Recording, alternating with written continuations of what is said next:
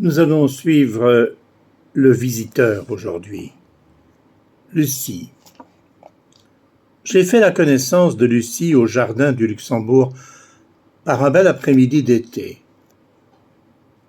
Je somnolais auprès du grand bassin, ayant abandonné ma lecture tout en gardant mon livre sur les genoux.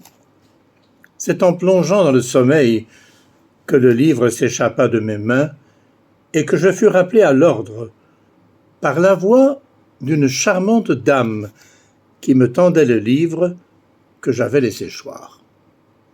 J'ouvris les yeux pour découvrir une personne gracieuse, portant un chapeau. Oui, c'est le chapeau qui retint en premier mon attention, un grand chapeau blanc qui l'abritait du soleil. Le haut de son visage était dans l'ombre. Je perçus ses lèvres rouges qui me souriaient. Enfin, je pus voir des yeux marrons, soulignés d'un rimel noir et généreux. Ses vêtements, dans les tons beiges, étaient d'une élégance affirmée. La main qui me tendait le livre, aux ongles laqués, ornée de 2 superbes bagues. L'ensemble tout à fait charmant lui permettait certainement de cacher son âge. La soixantaine certainement, mais peut-être une décennie de plus dissimulée grâce à cet habile camouflage. Le livre fut l'occasion d'entamer une longue conversation. Elle avait lu dans sa jeunesse Claudine à l'école et s'étonna qu'un jeune homme puisse encore lire Colette. Et de surcroît, Claudine à l'école. Je sais que j'ai un petit côté démodé et que je m'identifie quelquefois à Léa, l'héroïne de Chéri, bien que je sois de la cinquantaine.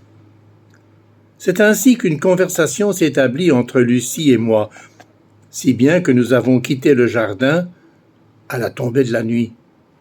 Moi, je ne savais pas grand-chose d'elle, tandis qu'elle connaissait désormais tout me concernant.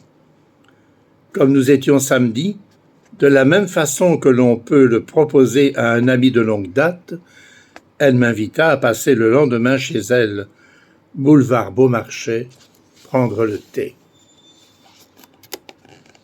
Une autre femme, un autre décor, loin du fatras artistique rencontré chez Louise.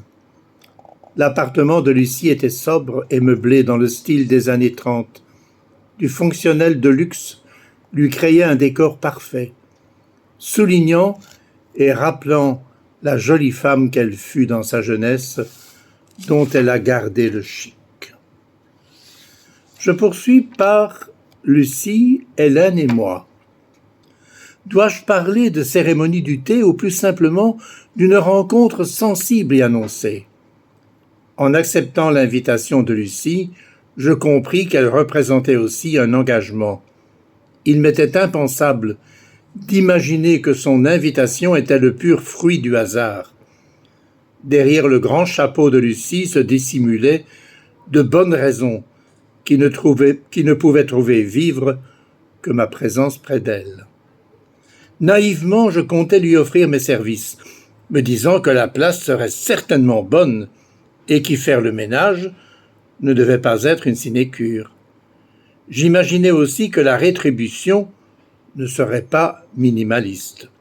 J'avais donc répondu à son invitation, difficile pourtant de faire ma proposition de service, alors que nous parlions littérature et théâtre. Je ne lui avais pas caché quelles étaient mes activités lors de notre première conversation au jardin du Luxembourg, mais je ne voulais pas paraître opportuniste et profiter de son amabilité. Je m'apprêtais à partir, un peu déçu de n'avoir rien obtenu de cette visite, si ce n'est la promesse de nous revoir quand elle se ravisa, m'invitant à reprendre place dans le salon. J'appris alors qu'elle ne vivait pas seule dans ce grand appartement, qu'elle partageait depuis 2 ans avec sa fille Hélène, depuis que celle-ci avait perdu son mari dans un accident de voiture.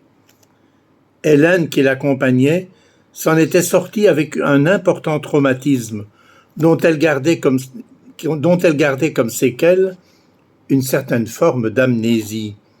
Son mari était mort sur le coup. Elle ne gardait de l'accident aucun souvenir et attendait le retour de son époux à chaque heure de la journée. Depuis l'accident, la vie d'Hélène consistait en promenade en solitaire dans Paris. La proposition de Lucie qui suivit fut des plus étonnantes. Et bien voilà, le visiteur, que va-t-il lui arriver dans les prochains chapitres? Je crois qu'il va lui arriver beaucoup de choses. Je vous rappelle que le livre Le Visiteur est disponible sur lulu.com en version papier, en version digitale, que vous pouvez là le commander, également sur Amazon, sous le titre général « Les rêves éveillés, le visiteur ». Moi, je vous retrouve demain pour l'aventure paisible ou dramatique du visiteur.